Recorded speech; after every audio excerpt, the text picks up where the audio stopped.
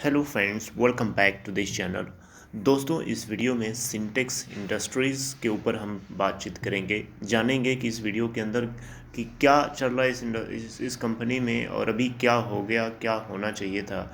लेकिन उससे पहले मैं आपसे माफ़ी मांगना चाहूँगा कि मैं काफ़ी दिनों बाद वीडियो पोस्ट कर रहा हूँ, बट आपसे प्रॉमिस करना चाहूँगा कि अब से जो है एक वीडियो आपको डेली इस चैनल पर मिलेंगी।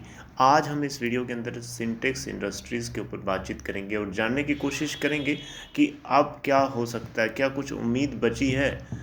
देखिए, मैं प्रोडिक्शन नहीं कर सकता पूरी तरीके से 100% 100% करेक्टली नहीं कर सकता, लेकिन जो चीज़ें निकल के आ रही हैं उन चीज़ों को देख करके कुछ अनुमान लगाया जा सकता है। अब ये अनुमान के अकॉर्डिंग कुछ लोगों को अच्छा लगेगा, कुछ लोगों को अच्छा नहीं लगेगा, बट मैं माफ़ी चाहूँगा दोनों पक्ष से। चलिए आइए देखते हैं। एक्चुअली दोस्तों, सिंटेक्स इंडस्ट्रीज़ जो है इसके ऊपर 7,500 करोड़ रुपए का टोटल कर्जा था, 7,500 करोड़ रुपए का कर्जा था।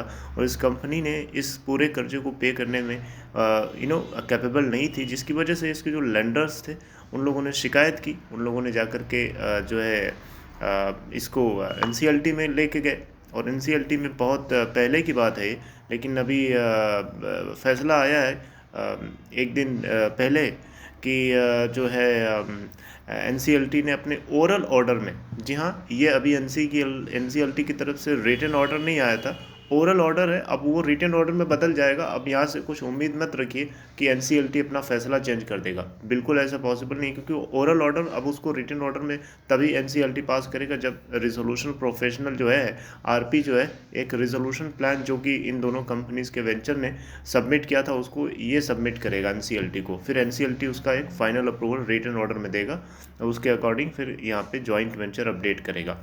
तो बहरहाल ये जॉइंट वेंचर जो है 3,650 3,650 करोड़ रुपए ऑफर किया था। और ये दोनों वेंचर्स आपको पता ही होंगे, एक तो रिलायंस इंडस्ट्रीज लिमिटेड खुद है और एक है ACRE यानी एकर, जिसका फुल फॉर्म है asset care and reconstruction enterprises. इन दोनों कंपनीज की तरफ से जो जॉइंट वेंचर जो रिजोल्यूशन पेश किया गया था, उम्मीद थी कि ये शेयर होल्डर्स को कम से कम निराश नहीं करेंगे, लेकिन ऐसा नहीं हुआ दोस्तों। माफ़ी चाहूँगा आप लोगों को ये बात बताते हुए, जो कि कड़वी सच्चाई है। यहाँ पे पहली चीज़ तो मैं अपने मन से नहीं बता रहा हूँ, इस पैराग्राफ में आपको मैं पढ़ के सुनाना चाहूँगा, उसके बाद मैं बताऊँगा। देखिए लिखा है, the approved Reliance acre plan contains the reduction of share capital and delisting of equity shares with nil value.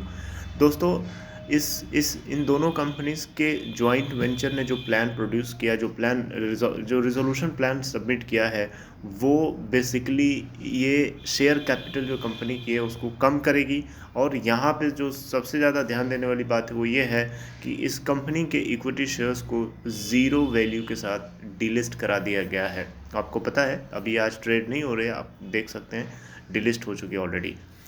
तो दोस्तों, यहाँ पे कम से कम रिलायंस इंडस्ट्रीज़ लिमिटेड के इन्वॉल्व होने से लोगों की एक थोड़ी सी उम्मीद थी कि कहीं ना कहीं रिलायंस इंडस्ट्रीज़ लिमिटेड अपने शेयर होल्डर्स को ऐसा नहीं करेगा। लेकिन आपको पता है इस देश में दो ऐसे बिजनेसमैन हैं जिनकी ग्रोथ बाकी बुरे टाइम में जो लोग डिग्रेड होते गए वहीं ये अपग्रेड होते गए। अब ये दोनों बिजनेसमैन आपको पता ही है, मैं नाम किसी का नहीं लेना चाहूँ, लेकिन आपको इशारों इशारों में सब कुछ पता चल गया होगा। तो ये दोनों बिजनेसमैन इस गवर्नमेंट के अंदर में इतना ज़्यादा फले फूले हैं, और दोनों एक दूसरे के एक ही थाली के चट्टे बट्टे हैं। यानी आप एक को दूध का धुला नहीं कह सकते, दूसरा पकड़ा गया, एक को दूध का धुला नहीं कह सकते। आप देख सकते हैं ये लूट नहीं मची है तो क्या मची है। एक मिडिल क्लास फैमिली के अंदर से आने वाले जो लोग होते हैं, उन्हीं लोगों का इन छोटी छोटी कंपनीज में पैसा लगा होता है, और इस उम्मीद के साथ लगा होता है, इस उम्मीद के साथ वो अपने हार्ड अर्न मनी को लगाते हैं कि आने वाले टाइम में थोड़ा बहुत उनको कुछ अप्रिसिएशन मिलेगा। क्योंकि बैंक तो देने से रही, बैंक तो अप्रिसिएशन दे नहीं रही है। 4% का rate of interest saving account में मिलता था आज से कई साल पहले, 8 साल 9 साल पहले मिलता था, और आज की डेट में 2.5% भी नहीं मिल रहा है ढंग से। अब बताइए, इन्फ्लेशन 6%, 2.5% का रिटर्न, आप तो ऐसे ही लॉस में जा रहे हैं। तो इसीलिए आदमी सोचता है कि चलो ठीक है, इन छोटी छोटी कंपनी में जिसकी जितनी क्षमता होती है उस हिसाब से लगाता है, लेकिन एट द एंड यही रिजल्ट आना होता है। कम से कम एनसीएलटी को इस बात के ऊपर बोलना चाहिए, इस पॉइंट के ऊपर जो इन्वेस्टर्स हैं, जो शेयर होल्डर्स हैं, उनके स्टेटस, उनकी बातों को ध्यान में रखते हुए बोलना चाहिए। और कंपनियां तो लूटने के लिए पड़ी हैं। रिलायंस इंडस्ट्रीज लिमिटेड जैसी इतनी रेपुटेड कंपनी, कम से कम वो यहाँ पे अपने पॉइंट ऑफ व्यू को इन्वेस्टर्स के हित में, इन्वेस्टर्स के भले के लिए सोचा, निकाला होता तो बात भी समझ में आती। बहरहाल आप मुझे चाहे तो बता सकते हैं दोस्तों, आपका कितना गंवाया आपने, आपका कितना डूबा। क्या आप बहुत ज़्यादा तो नहीं डूब गए? क्योंकि देखिए अगर ऐसा करते हैं तो ये आपकी गलती है दोस्तों। एक ही कंपनी में आप बहुत सारा पैसा न लगाया करें, वो भी खासकर इन कंपनीज में जो पेनी शेयर्स हैं, जो जो जिनकी बिजनेस प्रोफाइल इतनी अच्छी ना हो। ठीक है, इन चीज़ों को ध्यान में रख करके, प्लस आप ये भी देखा करिए कि वो कंपनी लास्ट कुछ क्वार्टर्स में किस तरीके की परफॉर्मेंस कर रही है, राइट। और उसके अकॉर्डिंगली आप अपने रिस्क को इवेलुएट करिए एंड देन उसी के हिसाब से आप अपना पैसा इनपुट करिए। ठीक है, ऐसा नहीं है कि फिर आंख बंद करके जितना है आप पूरा लगा दिया और लास्ट में यही होगा जो आपको इस कंपनी के साथ होता हुआ दिख रहा है। फिर क्या करेंगे आप?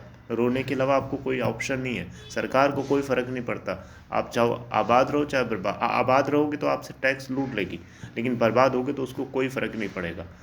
ठीक है, इन चीज़ों का ध्यान रखिए। और मेरी अगर लैंग्वेज आपको हार्श लगी हो तो माफ़ करिएगा। मैं ट्राई करूँगा कि सोफिस्टिकेटेड तरीके से चीज़ों को बताने की। तो काफ़ी दिनों बाद ये मेरी फर्स्ट वीडियो है एंड मैं आपसे मिलूँगा। वोडा आइडिया के ऊपर भी हम बात करेंगे, उसके ऊपर भी सरकार का जो फैसला आया है, काफ़ी समय ख़राब करके आया है फैसला, और यही फैसला पहले आ सकता था।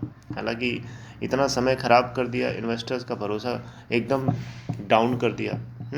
बहुत लोग ऑलरेडी इसमें लॉस बुक करके निकल चुके हैं। तो we will talk on that in next video. अपना ध्यान रखिएगा। और ये अब उम्मीद रखना मुझे लगता नहीं है कि सही होगा या सेफ़ होगा कि इसको फिर से रिलिस्ट किया जाएगा, क्योंकि कोई इसका अपोज करने वाला होना भी तो चाहिए। और आप लोग अपोज करेंगे, आप लोग भी अगर ग्रुप में मिलकर अपोज करें तो थोड़ी बात भी समझ में आती है। अगर इंडिविजुअली कोई करेगा, कोई सुनेगा?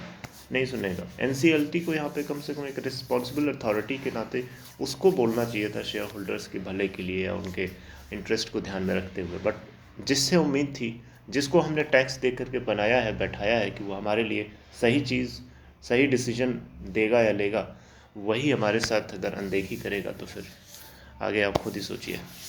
चलिए मिलेंगे नेक्स्ट वीडियो के साथ। टिल देन टेक केयर दोस्तों।